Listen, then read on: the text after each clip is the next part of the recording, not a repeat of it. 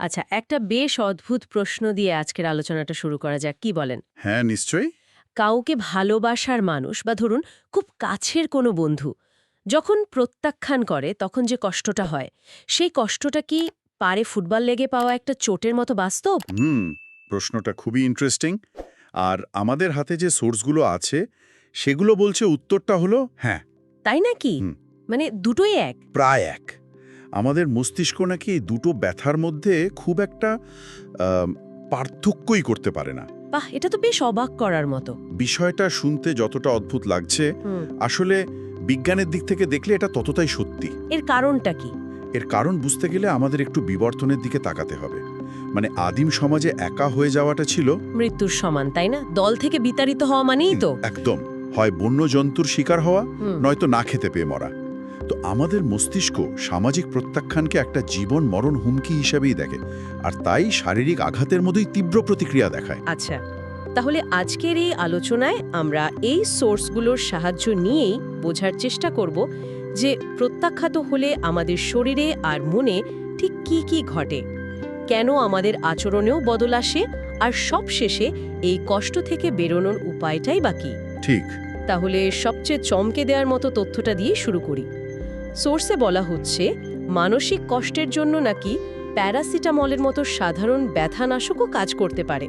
এটা কি করে সম্ভব? এর কারণটা আসলে আমাদের মস্তিষ্কের গঠন প্রক্রিয়ার মধ্যেই আছে। সহজ করে বললে, মস্তিষ্ক শারীরিক ব্যথা আর এই সামাজিক প্রত্যাখ্যানের ব্যথা দুটোকেই প্রসেস করার জন্য প্রায় একই পেইন সার্কিট ব্যবহার করে। একই সার্কিট? হ্যাঁ, এফএমআরআই স্টাডিতে দেখা গেছে প্রত্যাখ্যাত হলে মস্তিষ্কের যে অংশগুলো, যেমন ধরুন ডরসাল অ্যান্টেরিয়র সিঙ্গুলেট কর্টেক্স বা অ্যান্টেরিয়র ইনসুলা। এই নামগুলো তো বেশ কঠিন। হ্যাঁ, একটু কঠিন, তবে সহজ কথায় এগুলো হলো মস্তিষ্কের অ্যালার্ম সিস্টেম। শরীরে আঘাত লাগলেও ঠিক এই জায়গাগুলোই সক্রিয় হয়ে ওঠে। তার মানে ব্রেকআপের পর যে কষ্টটা হয় সেটার জন্য ব্যথার ওষুধ খেলে সত্যিই কাজ হতে পারে? এটা তো অবিশ্বাস্য। হ্যাঁ, গবেষণা তো সেটাই বলছে। ব্যথাটা কাল্পনিক নয়, পুরোপুরি বাস্তব। তবে এর মানে কিন্তু এই নয় যে সবার এখন মানসিক কষ্টে ব্যথানাশক খাওয়া শুরু করতে হবে। না না, অবশ্যই না। এই গবেষণাটা আসলে এটাই প্রমাণ করে যে মস্তিষ্ক সামাজিক বন্ধনকে কতটা গুরুত্ব দেয়। এই বন্ধন ছিঁড়ে যাওয়াটাকে সে আক্ষরিক অর্থেই একটা আঘাত হিসেবে দেখে। মস্তিষ্ক যদি এটাকে এতটাই গুরুতর আঘাত হিসেবে দেখে, তাহলে এর প্রভাব কি শুধু আমাদের অনুভূতির মধ্যেই আটকে থাকে? আমাদের চিন্তা করার ক্ষমতাতেও কি কোনো প্রভাব পড়ে? দারুণ প্রশ্ন। আর এখানে বিষয়টা আরও জটিল হয়ে ওঠে। এর প্রভাব শুধু অনুভূতিতে আটকে থাকে না, আমাদের যুক্তিসঙ্গত চিন্তার ওপরেও পড়ে। কিরকম? সোর্সগুলো বলছে প্রত্যাখ্যানের ঠিক পরেই মানুষের আইকিউ টেস্টে স্কোর নাকি সাময়িকভাবে বেশ কমে যায়। বলেন কি, আইকিউ কমে যায়? হ্যাঁ, এমনকি সাধারণ যুক্তি দিয়ে সিদ্ধান্ত নেওয়ার ক্ষমতাও দুর্বল হয়ে পড়ে। তার মানে প্রত্যাখ্যাত হওয়ার ঠিক পরেই একটা চাকরির ইন্টারভিউ দেওয়া বা কোনো বড় সিদ্ধান্ত নেওয়া একদমই উচিত না। ঠিক তাই, কারণ মস্তিষ্ক তখন ঠিকমতো কাজই করতে পারছে না। কেন? তখন মস্তিষ্কে কি চলে? একে এক ধরনের ব্রেইন ফগ বা মস্তিষ্কের কুয়াশা বলা যেতে পারে। মস্তিষ্ক তখন তার সমস্ত শক্তি ওই সামাজিক বিপদটা সামলানোর জন্য খরচ করতে চায়। ও আচ্ছা। ফলে আমাদের যুক্তিসঙ্গত চিন্তাভাবনার কেন্দ্র, মানে প্রিফ্রন্টাল কর্টেক্স, ঠিকমতো কাজ করার সুযোগই পায় না। আবেগ তখন যুক্তিকে ছাপিয়ে যায়। বেশ, তাহলে যদি আমাদের মস্তিষ্ক কুয়াশাচ্ছন্ন থাকে আর আমরা ব্যথায় কাতর থাকি, তখন আমাদের আচরণ কেমন হয়? মানুষ সাধারণত কিভাবে প্রতিক্রিয়া জানায়? সোর্স অনুযায়ী দুটো মূল পথ দেখা যায়। কিছু মানুষ বেশ আগ্রাসী বা আক্রমণাত্মক হয়ে ওঠে।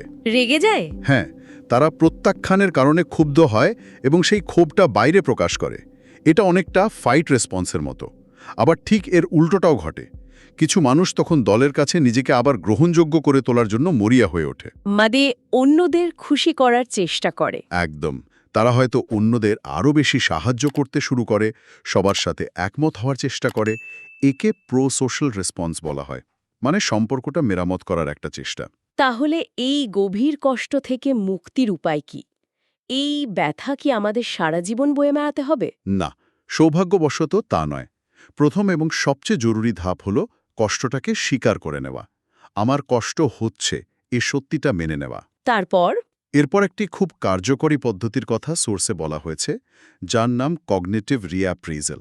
কগনিটিভ রিঅ্যাপ্রেজাল মানে ঘটনাটাকে অন্যভাবে দেখা। ঠিক ধরেছেন, দৃষ্টিভঙ্গিটা বদলে ফেলা।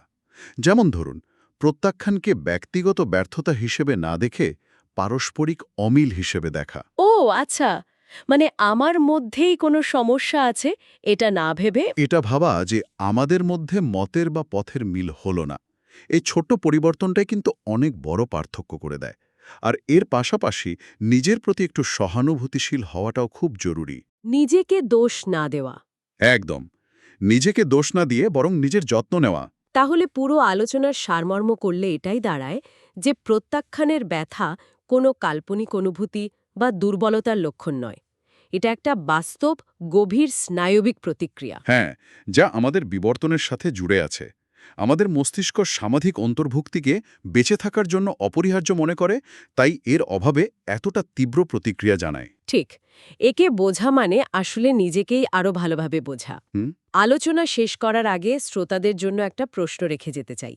আজকের এই ডিজিটাল যুগে, যেখানে একটা লাইক, একটা কমেন্ট বা ডেটিং অ্যাপে একটা সোয়াইপের মাধ্যমে প্রত্যাখ্যান আমাদের রোজকার জীবনের অংশ হয়ে দাঁড়িয়েছে, এই ছোট ছোট কিন্তু ঘন ঘন প্রত্যাখ্যানগুলো দীর্ঘমেয়াদে আমাদের মস্তিষ্ক আর সামাজিক সম্পর্কগুলোকে নীরবে কিভাবে বদলে দিচ্ছে, এটা নিয়ে ভাবা যেতে পারে।